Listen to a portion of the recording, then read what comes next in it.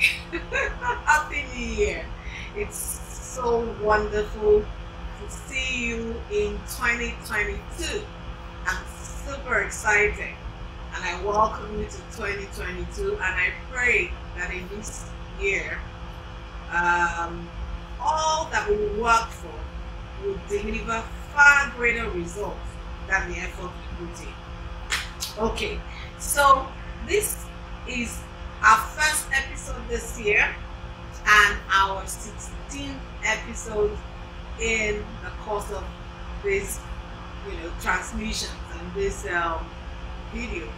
And first of all, I would like to thank you so much for the questions that you asked in 2021. They kept us on our toes. They were very exciting and they were very incisive, and it cost us to do quite a lot of work at the back end to make sure that we deliver the right answers to you. So kudos to you. Thank you very much. Before we go into our session today, I would just like to make an appeal. If you have not subscribed to a YouTube channel, may I suggest that you stop whatever you're doing and note it down that you need to subscribe. You need to subscribe. Not only do you need to subscribe, you also need to click on the notifications button, because when you click on the notifications button, you get an immediate alert as soon as we post new videos. Now, I don't want you to only subscribe. I want you to share the link with your friends. If you find this thing useful, share it with your friends. Ask them to subscribe. So I would really appreciate that you do this, and I would appreciate that you set the notification button on your system. So today, what do we have in store? I'm so excited to be back for 2022. And guess what? I had COVID in December, and this is the second December running that I'm having COVID. But thankfully, it was all very mild. And I did a sample, and quite a lot of people appear to have had it in December, but we all survived. So we're very excited to be back in 2022. Now, today's episode is going to do a recap. So there were many exciting questions, like I said, in 2021, and I would just like to take us through some of these questions and the answers that we provided. So if you missed anything, you need to go back and look for the particular episode. So I'll just start from this, like I said, is our 16th episode. So one of the first questions we had was, how do I transition from a full-time job to a side hustle?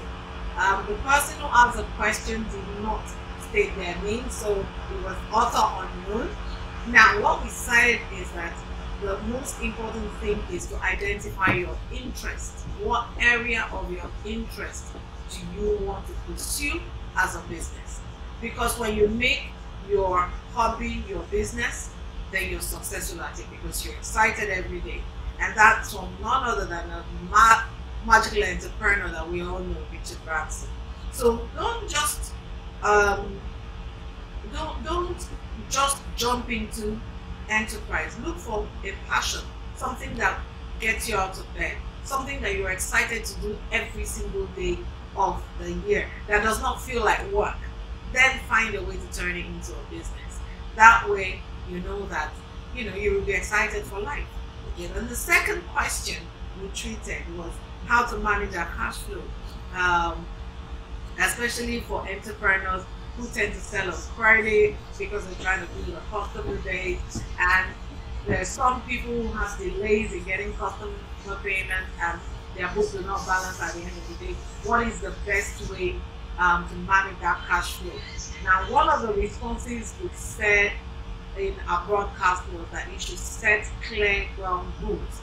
Make sure that you determine exactly the dynamics of your business, how your cash comes in, and what expenses you have. That way you can actually incentivize your customers to giving you money upfront for your business. Okay. The third question we had was, in fact, we not only have one question on this, we have several questions on this one. And the question was on raising capital to fund our businesses.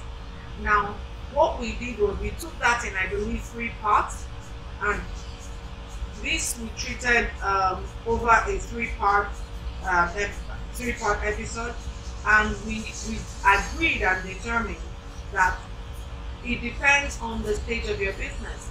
So we determined that small businesses can approach family and friends, but as your business grows and becomes more valuable, then you can approach banks, you can approach investors, you can approach venture capitalists, and so on and so forth.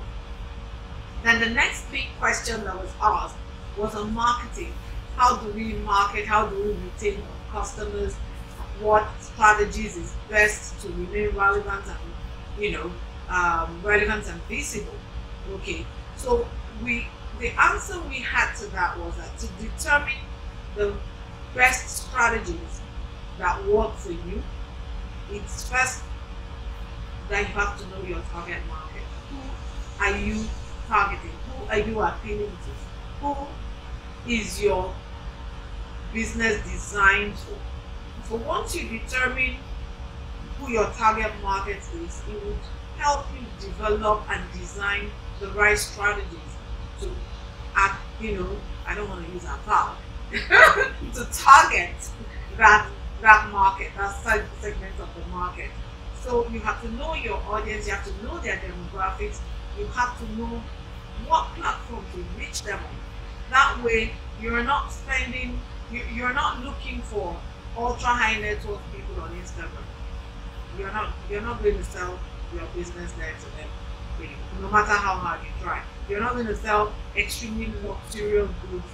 I mean, you have a Ferrari to sell, you're going to sell it on Instagram. I doubt that very much. So you need to know your target market, you need to know where to find them, and you need to have clearly defined strategies on how to reach them. Then we dealt with, someone asked a very interesting question. What do customers really want? Now, I'm not going to answer that question here again. I'm going to ask you to go to episode 9 and watch it, because it was a very interesting conversation. So I think you should go to our YouTube channel, to our Facebook channel, to our website. So YouTube is still Enterprise Expert. Our Facebook is Enterprise Expert, and website is www.enterpriseexperts.com. So visit any of these platforms, you will find episode 9, and it will tell you what customers really want. Then the next question we treated was pricing. It was on pricing. How do we set prices? How do we set rates for customers? How do we determine exactly how much to charge our customers? And we asked that you first of all determine, there's no need reinventing the wheel. We ask that you first of all determine what the going rate for the service you offer is in the industry. There will have to be someone who's done that business before. Whether they did it the right way or the differentiated way, it doesn't matter. But your business is probably, it's not the first time we've heard of it.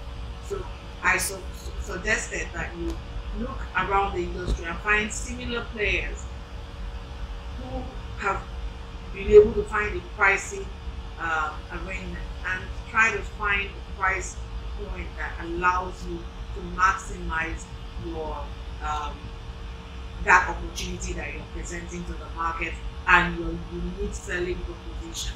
Okay. Then we talked on a general note about customers and how to retain them, how to ensure that we don't lose our customers, and we dealt on a few customer service issues. What practices should a small business have in their operations?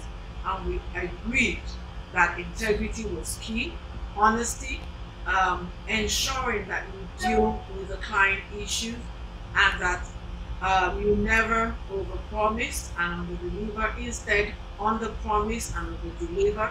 You should be client focused. You should know what your customers want, and you should try to find the right way to sell what they want to them in a manner that is most acceptable to them. Okay. Now, So someone asked us how small businesses um, can stay afloat in a bad economy. How can small businesses stay afloat in a bad economy? Okay, so the answer we had to that was that there were external um, factors and there were internal factors. And we felt that the internal factors that influenced your ability to stand or withstand a bad economy or bad circumstances around you, bad markets around you, would naturally come from the inside of you. So it's about your resilience. It's about your ability to stay the course. It's about your commitment to your goal. It's about having a can-do attitude, a winning mentality, a never giving up mentality, ensuring that no matter whatever it is that is going on around you, you are focused on your goals and you're telling yourself that look, if I need to reinvent, I will reinvent. Whatever it takes you will do, that you have to do, you will do. Okay? And the external factors will then be driven by competition, by how else you can navigate the market very quickly, how nimble you are, how flexible your strategies are, and so on and so forth. And so it brings me, I believe, so that's to the end of, and we try to compress this very succinctly because as always, we don't want to keep it beyond 10 to 12 minutes. So thank you for logging in and for coming in to watch this episode that brings us a summary of what we did in 2021 and sets the tone for our 2022. Do not forget to subscribe. Do not forget to click on the notification button. Do not forget to share with your friends if this has been useful to you.